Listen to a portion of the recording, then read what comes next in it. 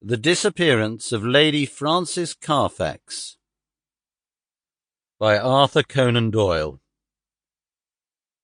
Narrated by Peter Silverleaf. "But why Turkish?" asked Mr. Sherlock Holmes, gazing fixedly at my boots. I was reclining in a cane-backed chair at the moment, and my protruded feet had attracted his ever-active attention. "English," I answered in some surprise. "I got them at Latimer's, in Oxford Street."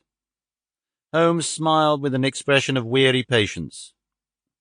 "The bath," he said, "the bath. Why the relaxing and expensive Turkish rather than the invigorating home-made article?"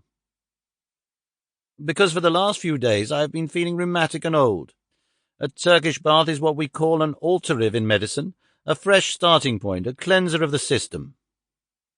By the way, Holmes," I added, "I have no doubt the connection between my boots and a Turkish bath is a perfectly self-evident one to a logical mind, and yet I should be obliged to you if you would indicate it." "The train of reasoning is not very obscure, Watson," said Holmes with a mischievous twinkle. "It belongs to the same elementary class of deduction which I should illustrate if I were to ask you who shared your cab in your drive this morning." "I don't admit that a fresh illustration is an explanation," said I with some asperity. "Bravo, Watson! A very dignified and logical remonstrance. Let me see, what were the points? Take the last one first, the cab. You observe that you have some splashes on the left sleeve and shoulder of your coat.